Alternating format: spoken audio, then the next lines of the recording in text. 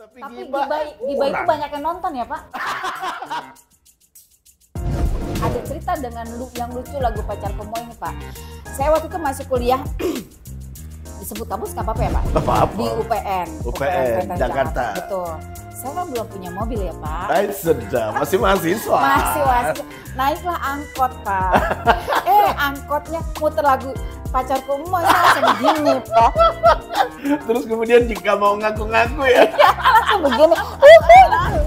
Di setiap ada kamu, mengapa jantungku berdebar. Cukup Pak, jangan nanti kita nanti kena copyright. Kalau gitu, aku sedang ingin bercinta karena terkenal lagi kita. Kita ada 14 skema Pak. Skema sertifikasi ada penyanyi solo, musisi ini berarti pemain instrumen. Iya. Mau dia flute, mau dia kerincing. Yes. Terus kemudian pada saat dia menjadi, misalnya dia mau dapat sertifikat itu, apakah ada repertoar tertentu atau etude tertentu yang dia harus mainkan untuk gimana metodenya? Ya. Metodenya itu Pak, metode ujinya ada observasi langsung atau tidak langsung. Kalau langsung kalau metode langsung kita menyuruh dia untuk observasi dan demonstrasi. Kalau tidak langsung melalui verifikasi fotografi atau wawancara. YouTube Musik Itu Politik bersama orang hebat di samping saya, Dede Yusuf, seorang pelaku kreatif, seorang aktor, dan yang lebih membuat saya kaget adalah dia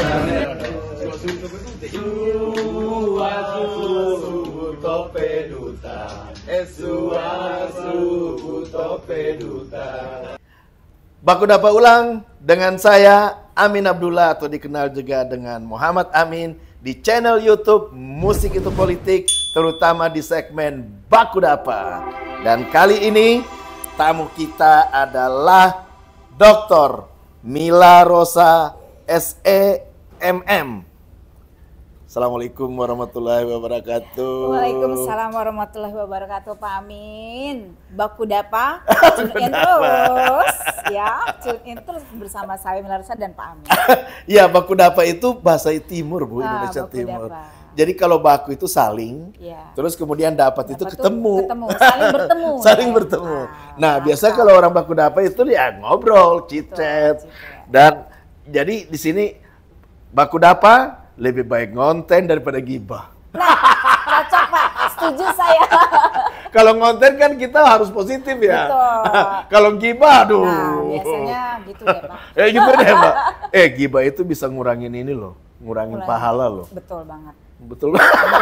Gimana Pak? Emang kalau udah susah-susah loh kita sholat, kita udah zakat kesana kemari, tapi gibah itu banyak yang nonton ya Pak.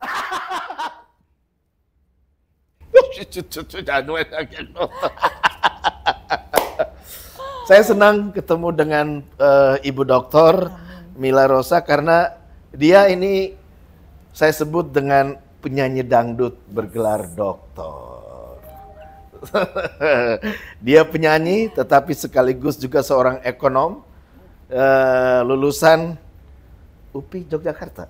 UPI Jakarta Pak. Oh, UPI Jakarta, sorry. UPI Jakarta ya? Iya.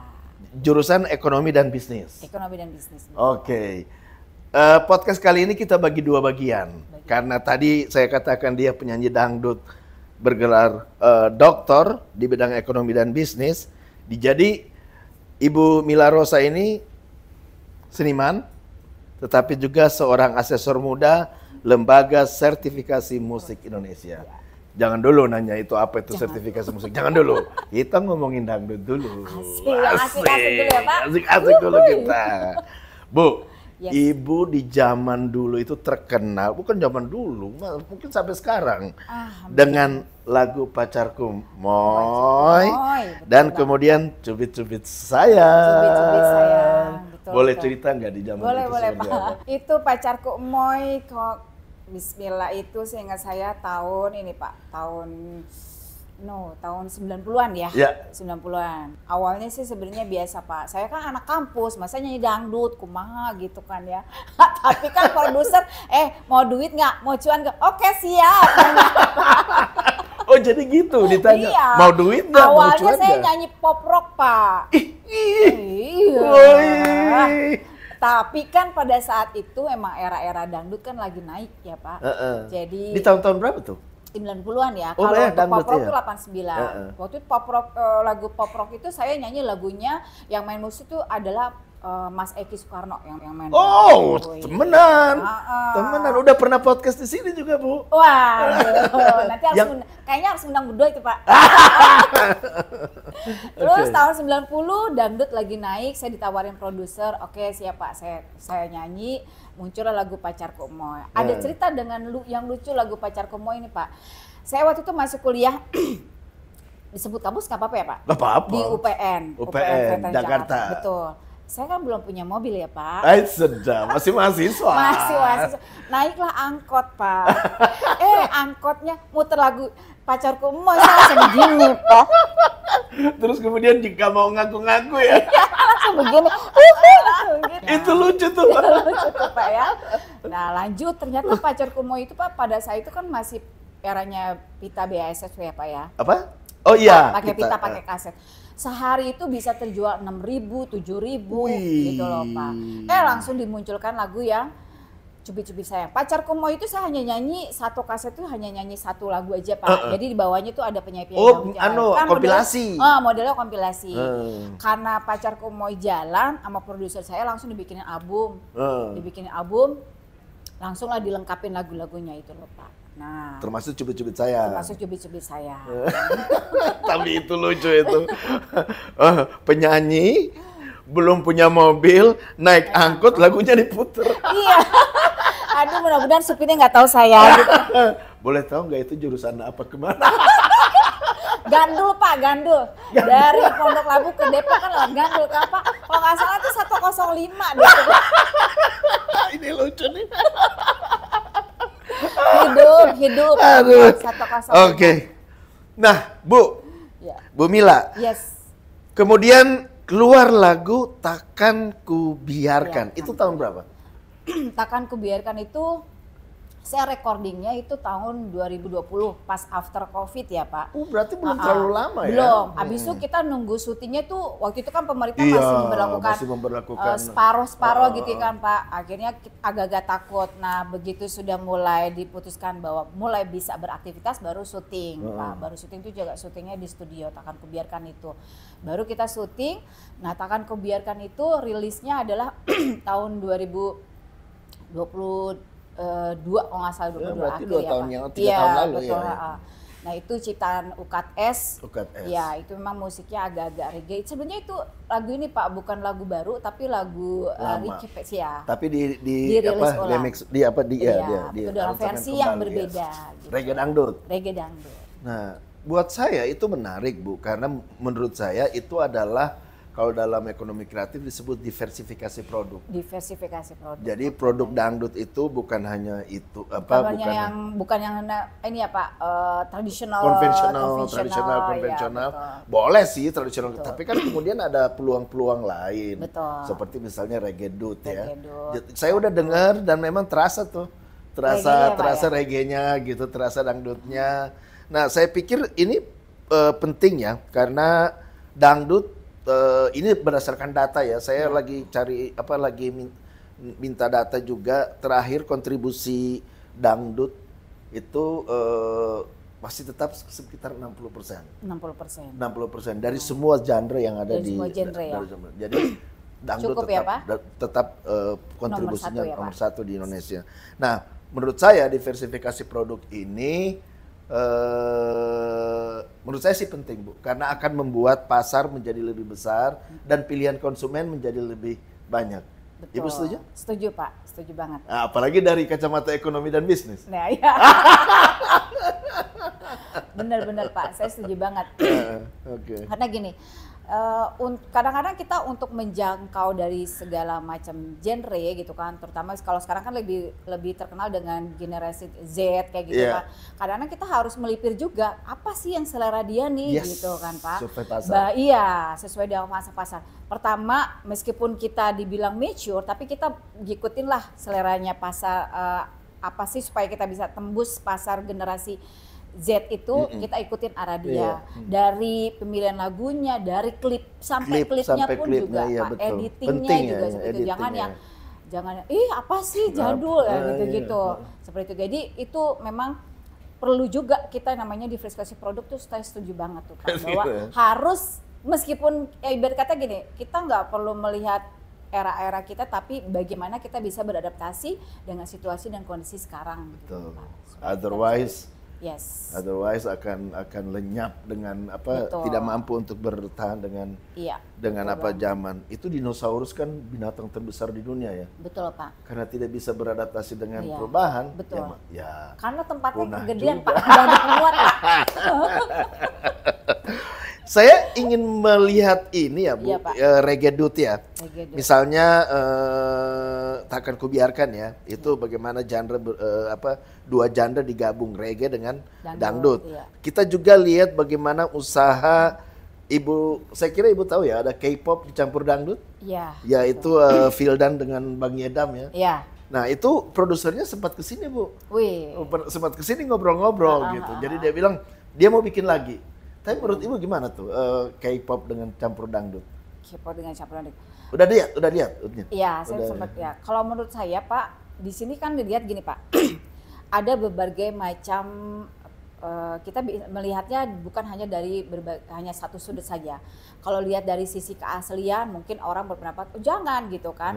Tapi kalau kita melihat bahwa di sini tujuan kita bergerak di bidang musik apa sih? Kita kan mengentertain, memberikan sesuatu kepada penikmat gitu kan. Nah kita pangsa pasarnya kita lihat, oh ternyata sekarang era ini seperti ini. Mau tidak mau K-pop di Indonesia memang lagi booming, ya. Bahkan mungkin itu yang mau dilihat karena lagi booming, mau digabung nih dangdut sama K-pop. supaya bisa menembus pasar generasi sekarang, Pak, generasi Z gitu. Jadi kalau saya, karena saya ibarat kata orientasinya ekonomi dan bisnis, kalau menurut saya sah-sah saja. Yang jelas di sini adalah untuk original dari dangdutnya memang di situ tidak perlu dihilang, tadi combine seperti kayak dangdut reggae di combine. Ada dangdutnya tapi di sini ada tetap ada dangdutnya ya. Betul. Ritmis dangdut yang khas itu. Iya, betul. Iya. Oke. Kita diskusi karena Charlie namanya produsernya namanya Charlie. Itu teman saya. Saya waktu ke Korea itu ngobrol lama kita. Justru dia datang di sini yang dia cari saya. Saya karena dia kepengen diskusi lagi bagaimana dengan itu. Terus masalahnya adalah buat saya adalah saya bilang akan banyak pendapat. Jadi tidak bisa cuma satu tunggal pendapat mengenai usaha untuk menggabungkan K-pop dengan dangdut. Pasti akan ada yang bilang ada yang positif seperti Ibu. Yang kontra mungkin akan bilang it is not dangdut anymore.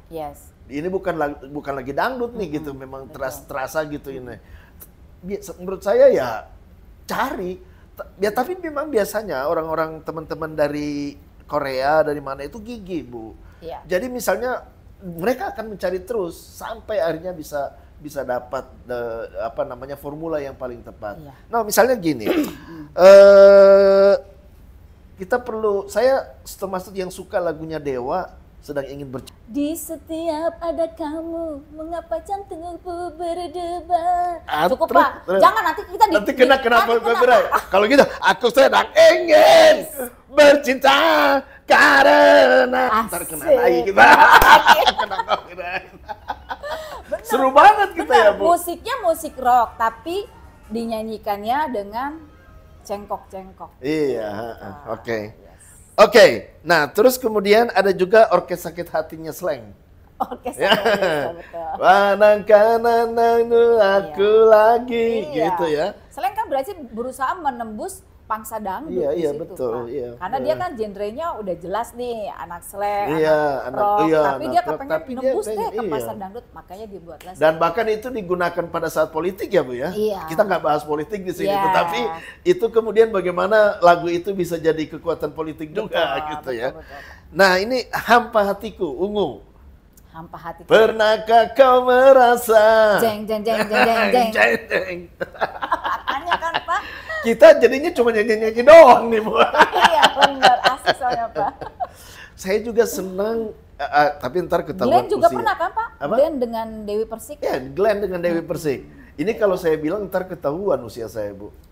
Terlena. Pak, usia kita usia mature, usia matang. Bukan Bu, usia itu hanya persoalan angka. Yang penting mindsetnya. Benar, Pak. Setuju saya. Setuju.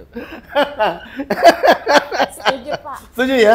Setuju dong. Karena banyak yang aneh kan orang masih muda, tapi beban hidupnya dipikirin banget, malah kelihatan lebih tua dari usianya. Nah, itu banyak Pak temuan seperti itu. Kalau dengar begitu, dengar dangdut. Nah, supaya lebih muda. Supaya lebih muda dan hilang semua utang. Ya. Tapi dangdut is the origin ya. Ada istilahnya juga kan itu. Dangdut adalah konstruksi musik yang dikonstruksi khas Indonesia, campuran dari beberapa genre dulunya ya. Dulu Bang Haji sebagai orang yang menggabungkan rock dengan dangdut ya. Nah, oke. Bu, ini kita itu babak pertama pembicaraan babak kita. Pertama, asik. Udah ya Pak. Tapi ada lagi nggak yang ingin dibahas kita tentang dangdut? Dangdut goes to UNESCO? Ya, dangdut, ya betul Pak. Sebenarnya itu kemarin saya dengar pernah ada wacana bahwa dangdut akan disahkan oleh UNESCO menjadi hak milik atau semacam kayak musik yang memang original dari Indonesia ya Pak ya. Cuman mungkin terkendala dari satu hal ya Pak ya. Cuman ya terkendalanya itu adalah kalau seandainya itu cuman nominator tunggal dari Indonesia, maka dia perlu ngantri karena sudah beberapa itu ada yang ngantri. Kecuali kita mau untuk berbagi dengan Malaysia. Kalau misalnya kita berbagi dengan Malaysia, maka bisa cepat, lebih cepat untuk ininya. Tetapi itu semua diserahkan kepada teman-teman dangdut. Apakah mau join nomination atau single nomination? Ya, Pak. Yang penting buat saya adalah itu juga bisa menjadi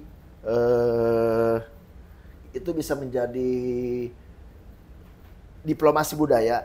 Dan kemudian bisa berefek ekonomi. Menurut saya itu yang penting. Iya. Jadi bukan hanya mau ini dangdut Indonesia.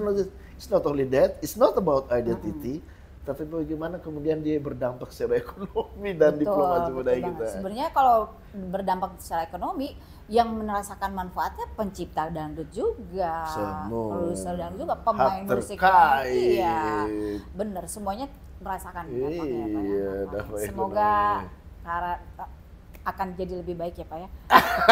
Allah yang maha memutar balikan hati.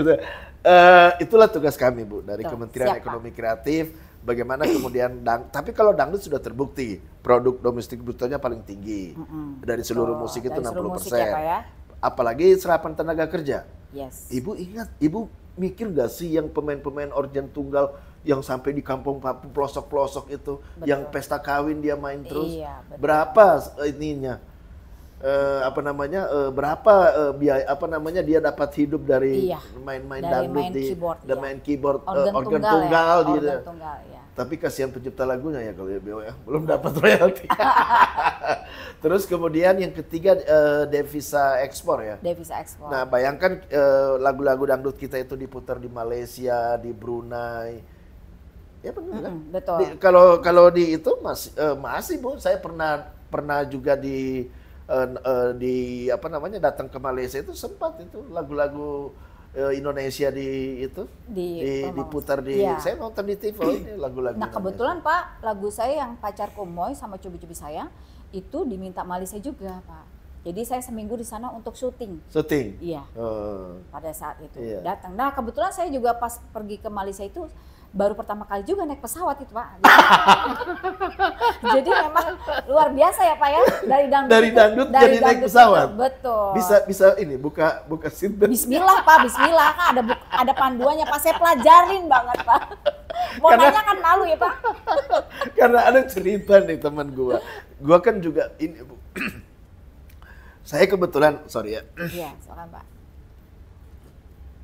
Ibu silakan. Iya Pak. Saya kan kebetulan juga orang marginal ya Bu, gue orang kampung, dapat beasiswa ke Amerika, jadi banyak banget cerita lucu. Salah satu temanku Bu, ya itu baru pertama kali naik pesawat, pakai seatbelt, begitu udah ini turun, nggak tahu dia gimana cara bukanya, ditanya pramugari, ada yang bisa dibantu? Gengsi dong. Gengsi dong. Cantik. Pramugarinya cantik. Oh, nggak ada masalah, Pak. Orang udah pada turun semua, dia nggak turun. Ada apa? Ini nggak bisa dibuka. Bener, Pak. Tapi Ibu tidak ada masalah. Tidak ada masalah, Pak. Ya. Baca. Baca, Pak. Untung saya nggak bikin pitaan, Pak. Lucu juga Ibu Mila. Oke, itu babak pertama. Ketawa-ketawa mengenai dangdut dan bagaimana kita orang-orang marginal terberdayakan karena musik. Karena musik dan ekonomi kreatif gitu ya. Sekarang kita masuk di bagian kedua. Bu Dr. Mila Rosa ini di catatan saya adalah seorang asesor muda dari Lembaga Sertifikasi Musik Indonesia, betul? Betul Pak, Lembaga Sertifikasi Profesi Musik. Oh, Profesi Musik Indonesia. Boleh nggak dicerita, Bu? Apa itu Lembaga Sertifikasi Profesi Musik Indonesia? Boleh banget, Pak. Kebetulan Lembaga Sertifikasi Profesi Musik Indonesia ini lahir atau berdiri dari Bekraf. Dulu zamannya Bekraf. Oh, zamannya Bekraf dulu. Anak kandung, Pak. Anak kandung Bekraf. Jadi ibarat kata pada saat itu saya bersama Mas Anang dan Pak Joni Maukar. Ya, Doni Maukar datang ke BNSP. Datang ke BNSP membicarakan tentang berdirinya Lembaga Sertifikasi Profesi Musik Indonesia. Kita minta arahan lah. Begitu minta arahan harus begini ternyata banyak kan, Pak. Nah, akhirnya kalau untuk LSP Musik Indonesia ini kan LSP P3, artinya P3 di sini adalah Pak, kita boleh melakukan uji kompetensi dari semua kalangan. Arti kata boleh dari instansi, boleh dari perguruan tinggi, boleh dari pihak manapun. Kalau P1 P2 kan khusus internal. Nah, akhirnya itu syaratnya adalah LSP P3 itu harus berdiri, adalah syaratnya harus mempunyai surat rekomendasi dari kementerian. Dari kementerian dan organisasi bidang musik. Organisasi yang memberikan rekomendasi PAPRI, Persatuan Artis Penyanyi Pencipta Lagu Republik Indonesia. Sekarang ketuanya Pak Tony Wenas. Iya, Tony Wenas. Ya. Terus untuk dari kementeriannya kita minta support pada saat itu ketua Bekraf adalah Pak Triawan Munaf. Datang menghadap, ternyata Pak Triawan Munaf mensupport dan ternyata musik itu termasuk ekraf di bidang ekonomi kreatif. Salah satu sektor ekraf. Langsunglah disupport Pak untuk berdirinya sebuah LSP. Itu kita berdiri LSP sampai keluar lisensi dari BNSP itu dari 2016 kita udah mulai persiapan Pak, pelatihan asesor, pelatihan membuat SK, merumuskan skema. Apa itu asesor? Asesor itu adalah mereka yang diberikan wewenang atau mereka yang diberikan kewenangan oleh Badan Nasional Sertifikasi Profesi yang dibuktikan dengan sertifikat asesor kompetensi untuk melakukan asesmen atau uji kompetensi. Uji kompetensi terhadap para musisi ini. Yes, gitu. Kalau uji kompetensi, kategori uji kompetensi ini bukan seperti harfiah kayak kita lulus kuliah nanti ada ujian akhir gitu kan Pak. SMA ada ujian nasional, ujian akhir, tidak seperti itu. Tapi kalau bicara masalah sertifikasi kompetensi profesi artinya adalah orang yang kita uji atau kita asses adalah mereka yang benar sudah berprofesi di bidang itu. Gitu. Mereka yang sudah berprofesi. Contoh misalnya penyanyi mungkin. Penyanyi, benar? Penyanyi, bisa, betul. Okay. Kebetulan di LSP Musik Indonesia ada skema, salah satunya ada skema penyanyi solo. Kita ada 14 skema Pak.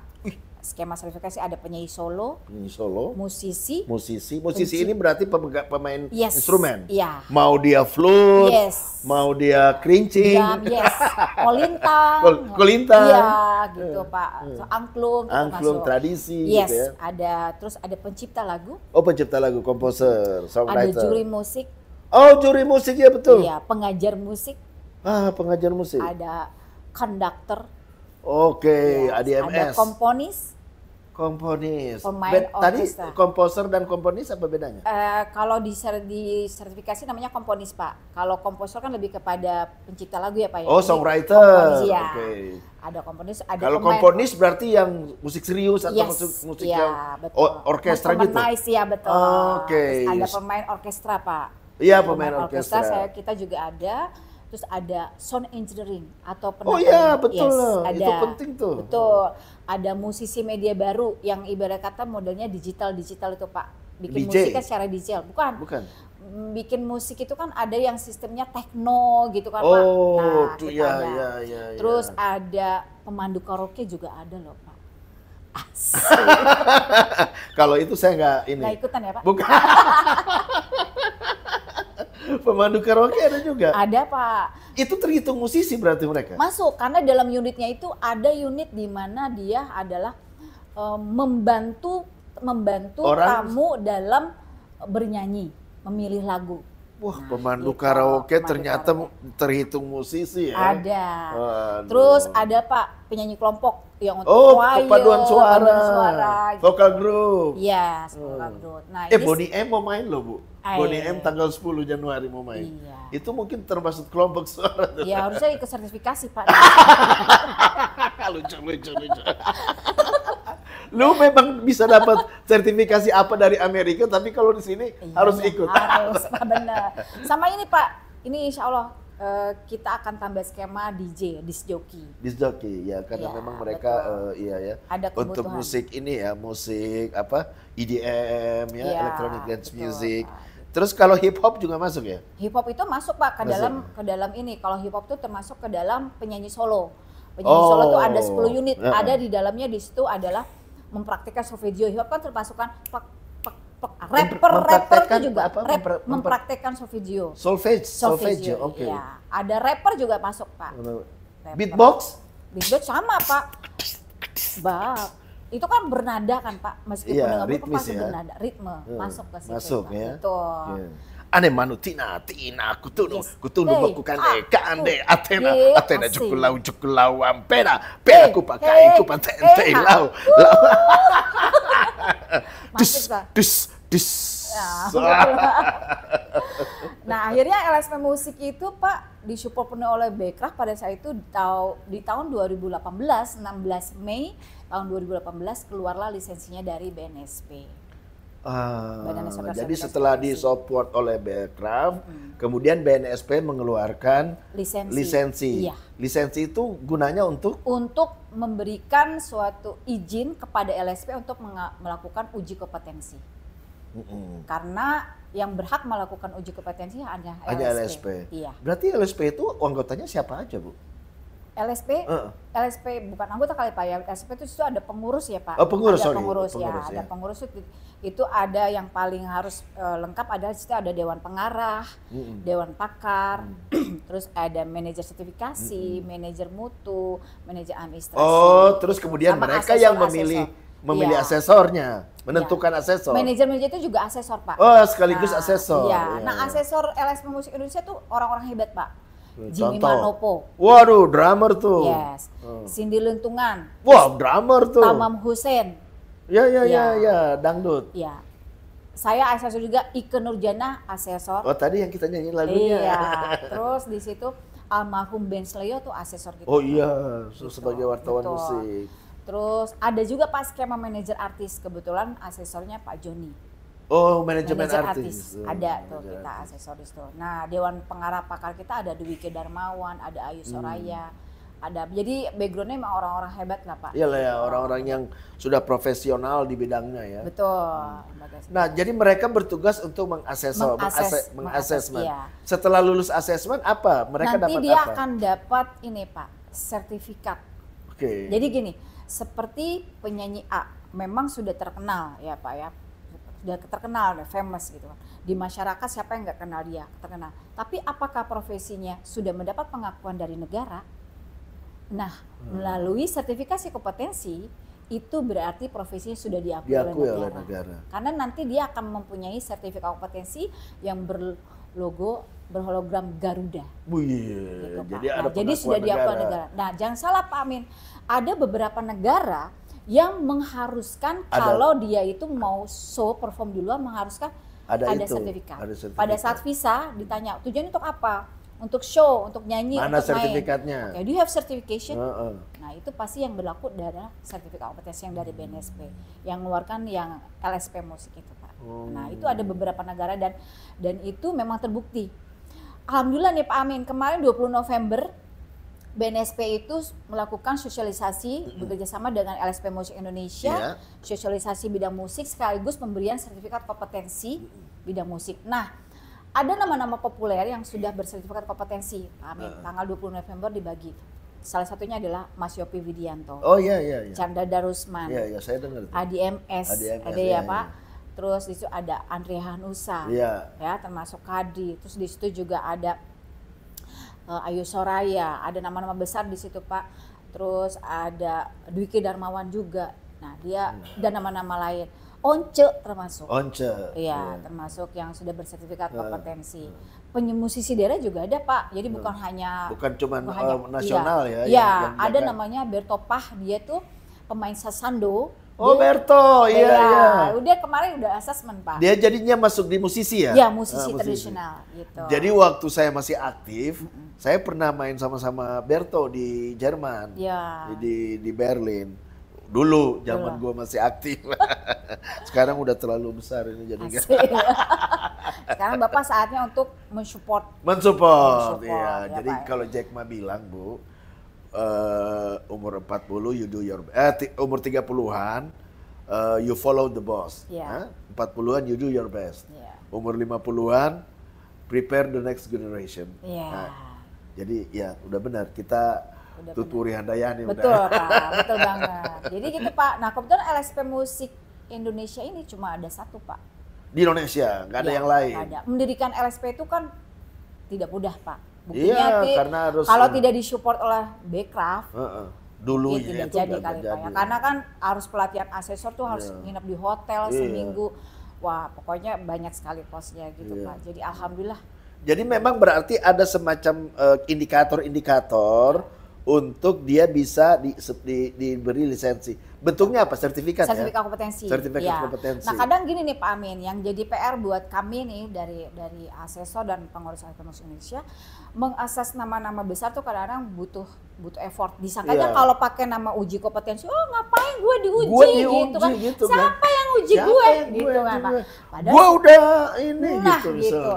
Padahal sebenarnya metode ujinya atau assessmentnya itu berbeda Pak. Oh gimana? Kalau untuk nama-nama yang sudah berpengalaman, kita udah ngelihat dari YouTube-nya, dari platform digitalnya, kita nggak mungkin menguji dia untuk melakukan demonstrasi dan observasi. Oh silakan nyanyi, ayo. Masa kita menyuruh Chandra Darusman main piano kan? Aduh. Apa kabar? Gitu. Maksud lo gitu kan Pak? Nah, kan nggak mungkin. Tapi bagaimana kita menguji orang-orang yang memang sudah mempunyai pengalaman luar biasa gitu kan, dan luar biasa kontroversinya, otomatis kita tidak melakukan dengan metode observasi demonstrasi, tapi cukup wawancara, verifikasi portofolio saja. Bisa misalnya dimasukin portofolio, cuman mau misalnya, oh Bang, ini udah pernah main di sini ya Bang, ini gitu doang. Iya, memverifikasi. Jadi bukan seperti di ujian gitu ya? Bukan Pak, jadi kita memverifikasi terkait portofolio yang dimiliki. Ya kan, gitu. Kenapa harus diverifikasi? Ya karena verifikasi ini penting supaya menghasilkan bukti yang sesuai dengan aturan bukti, valid, otentik, terkini, memadai. Valid, otentik, terkini, memadai. Gitu, Pak. Sudah berapa orang yang sudah punya sertifikasi? Iya, dari kita mulai dari asesmen itu tahun 2018, kurang lebih kita sudah mengeluarkan sertifikat kompetensi 3.800-an, Pak. 3.800-an. Dan itu terbagi di 15 profesi itu? Iya, di 14 skema itu. 14 skema. Betul. Nah kebetulan yang sudah menjadi kebutuhan banget nih Pak, sudah menjadi kebutuhan bahwa dunia industri memang sudah mengharuskan adanya sertifikat kompetensi itu di sound engineering. Sound engineer. Iya. Mas Don tuh jagonya tuh. Iya, Mas Doni sudah bersertifikat, Pak. Oh, sudah bersertifikat. Dan dia mau. Mau. Berarti harusnya generasinya itu harus ikut. Nah, itu memang sudah menjadi mulai itu, Pak. Karena kayak kemarin ada kegiatan di IKN tuh, semua yang mengisi di situ harus melampirkan sertifikat kompetensi. Terus ada juga pengajar musik, Pak. Ada pengajar musik, ya. Sekolah-sekolah itu udah mengharuskan ada itu supaya menaikkan IKU atau menaikkan dari sisi salary-nya gitulah Pak. Nah itu. Jadi untuk berarti dampaknya itu adalah kalau ke luar negeri itu bisa dimanfaatkan. Ya, betul. Terus kemudian dampaknya juga bisa apa namanya honornya bisa terlindungi lah Betul gitu Pak, ya. betul. Jadi bisa kalau seandainya kerjasama dengan pemerintah, yang saya tahu di omongan ini saya ambil dari pemilik sertifikat yang kita mintakan testimoninya bahwa kalau untuk kerjasama dengan pemerintah itu pasti menang. Iyalah. Tendernya Pak. Ya Gitu. memang betul karena saya kebetulan birokrat juga ya. Iya. Jadi dalam pemerintahan itu ada yang disebut dengan tenaga ahli. Kalau Tenaga kita mau ahli, meng-hire tenaga ahli, maka pertanyaannya adalah apa buktinya dia tenaga Iya, ahli? betul, Gitu. betul Pak. Ya biasanya sertifikat itu jadi penting. Iya gitu. Terus sama ini Pak, sama yang kedua manfaatnya di sini adalah honorarium ada beberapa yang merasakan memang jadi beda gitu Pak. Ibaratkan jadi jadi beda. lebih tinggi. Wah, Tapi tuh memang guys, belum nih ya. Pak. Memang belum semua berdampak sih Pak. Tetapi sudah ada yang berdampak butuh juga. support dan dukungan dari pemerintah melalui Pak Amin. Ya, karena memang tugas kami itu adalah kalau ini kan menyangkut masalah serapan tenaga kerja ya. Iya, betul. Jadi ada 4 indikator. Iya. Pertama itu adalah PDB ya, produk domestik bruto. Yang kedua serapan tenaga kerja. Ketiga devisa ekspor dan keempat adalah investasi. Iya. Ini Pak, yang penting gini Pak. Saya sudah punya sertifikat. What next? Iya. Apa yang membedakan saya dengan yang belum memiliki sertifikat? Nah itu butuh banget dukungan dari pemerintah. Iya, terutama mengenai backstagers ya. Betul. Saya dengarnya gini, ketika padahal sebenarnya backstagersnya Indonesia itu katanya bagus-bagus loh, Iya. lebih sama dengan bule, Betul. kemampuannya itu sama dengan bule. Tapi karena tidak punya sertifikat, kemudian bayarannya sangat Iya. agak rendah Betul. ya. Nyentuh aja nggak boleh Pak. Nyentuh Karena nggak aja. ada Yes.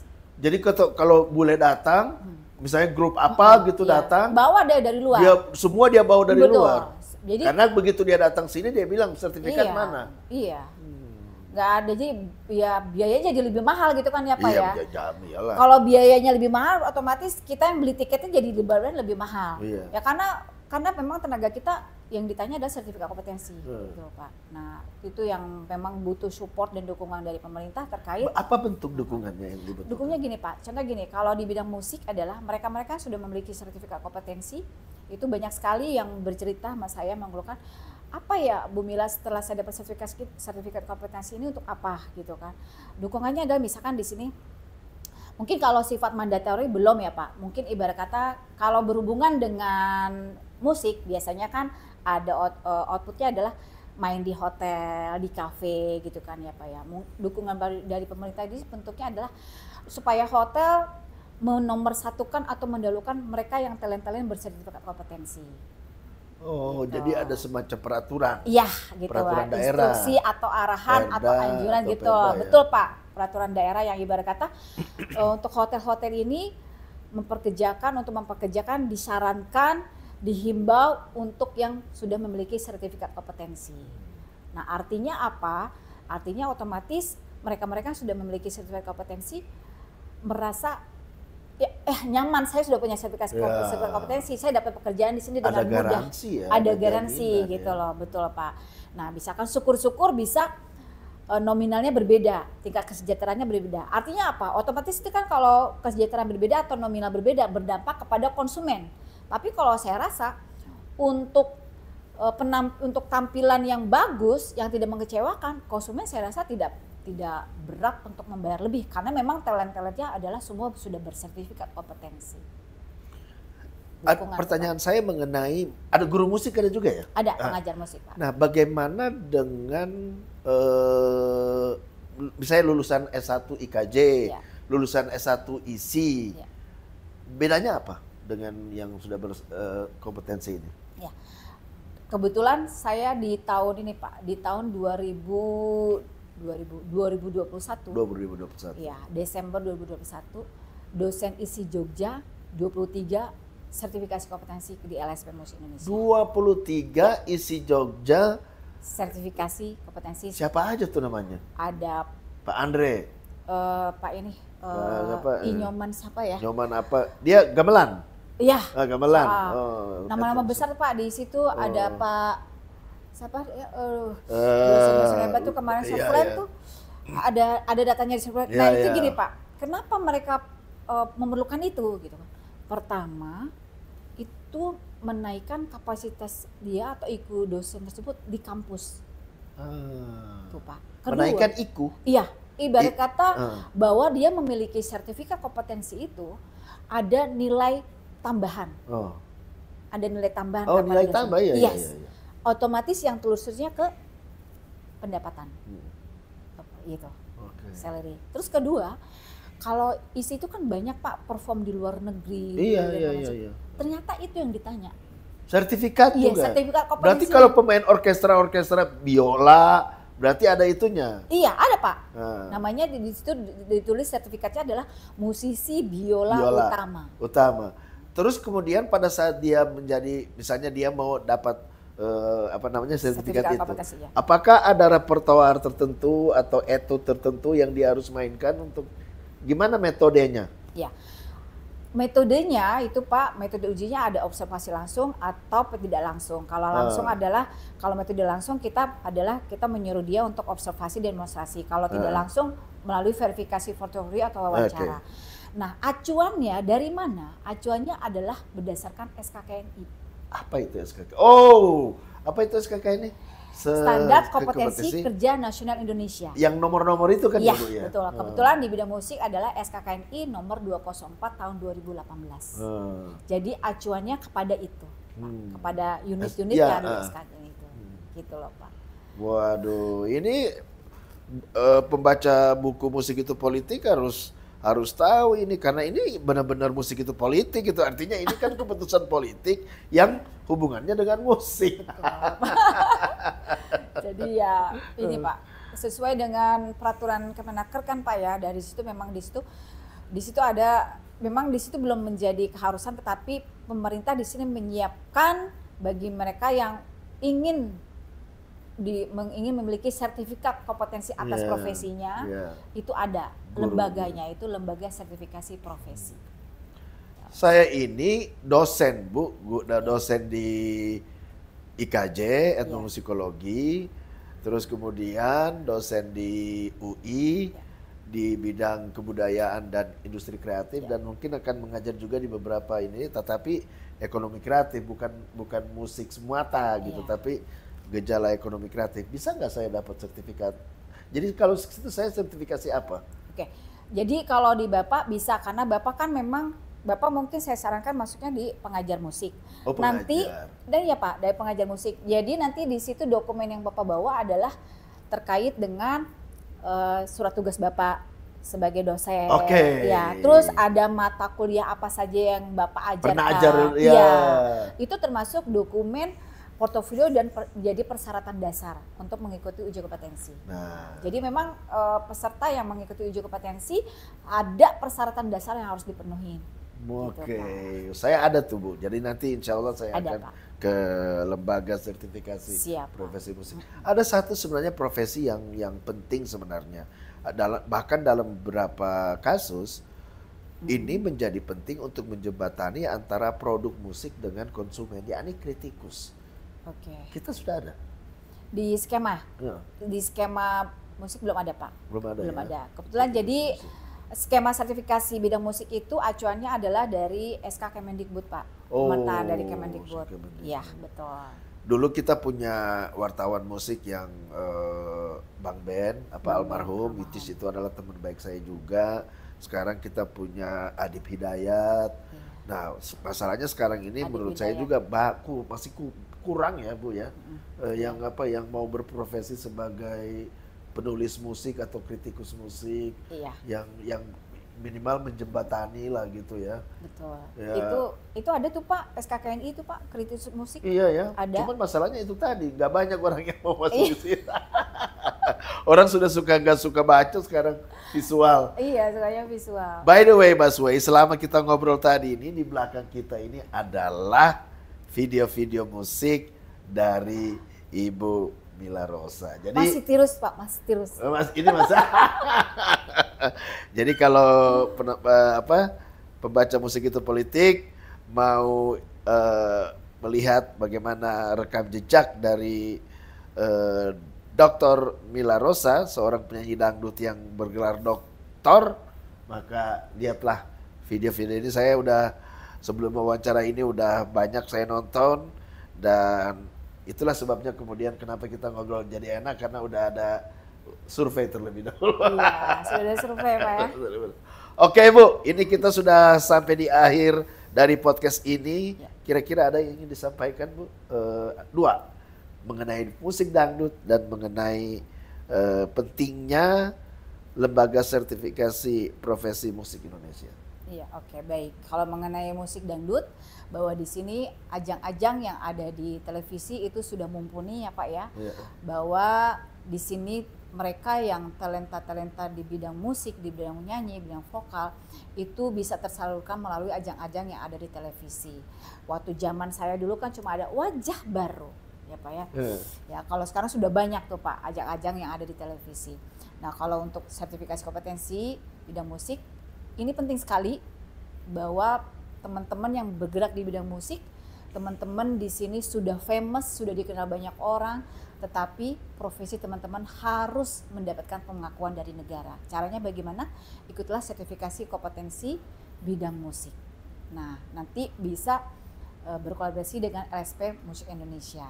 Nah, terkait hal tersebut bahwa metode-metodenya ini jangan khawatir teman-teman yang sudah punya pengalaman luar biasa lebih dari setahun, lebih dari 3 tahun itu tidak perlu dilakukan uji kompetensi dengan observasi langsung, tapi cukup hanya dengan verifikasi portofolio dan pertanyaan wawancara. Kadang-kadang itu menjadi kendala Pak. Iya, belum mendapat informasi yang penuh. Betul. Udah apaan masa gua mau di ini gitu kira-kira gitu. Dan yang terpenting teman-teman nih, bagi teman-teman yang akan mengikuti sertifikasi kompetensi bidang musik dan yang sudah memiliki sertifikasi kompetensi bidang musik, pemerintah akan mensupport dan mendukung penuh terkait ya Pak ya, butuh dukungan dari Pak Amin nih terkait dengan menomorsatukan atau mendahulukan mereka-mereka yang bersertifikat kompetensi di bidang musik untuk bekerja di berbagai sektor industri bidang musik gitu. Contohnya berhubungan dengan pariwisata.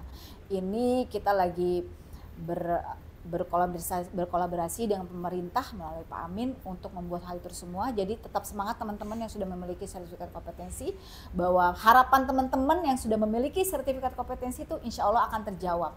Saya sudah mempunyai sertifikat kompetensi, saya main di hotel ini, saya mendapat bayaran sekian dan itu menjadi tujuan saya, dan itu membuat saya menjadi sejahtera. Dan sertifikasi kompetensi adalah memang saya butuhkan sesuai dengan profesi saya di bidang musik. Bismillah, amin. Support dari ya karena bicara support itu ada biayanya nggak Bu kalau orang-orang untuk mau di assessment? Ini menarik nih Pak. Iya ini LSP, kayaknya belum bisa ditutup nih. Benar Pak. LSP Musik Indonesia Pak selama ini melakukan asesmen atau uji kompetensi selalu disupport oleh pemerintah. Dalam hal ini siapa Bu? Kementerian Pariwisata. Oh, pariwisata ya melalui tiap tahun ya. Oh, tiap tahun tuh kita ada dapat deputi ada dapat beberapa berarti kota, Pak. Gratis dong gratis, ya untuk jadi gratis, itu. Betul, Pak. Di mana mereka mendaftar atau mencari tahu informasi lebih lanjut? Bisa dimana? Pak. Nanti ada website kami, nanti juga ada informasi di Google tuh sudah ada Pak, sudah gampang untuk men-searching di situ muncul. Bisa juga mencari informasinya di BNSP. Selain dari support dari Kementerian Pariwisata, di Kemenaker melalui BNSP juga mensupport melalui program PSKK. Itu juga PSKK? Gratis Pak. Jadi pelaksanaan sertifikasi kompetensi kerja gratis juga Pak. Gratis disupport, disubsidi, lebih tepatnya disubsidi oleh pemerintah.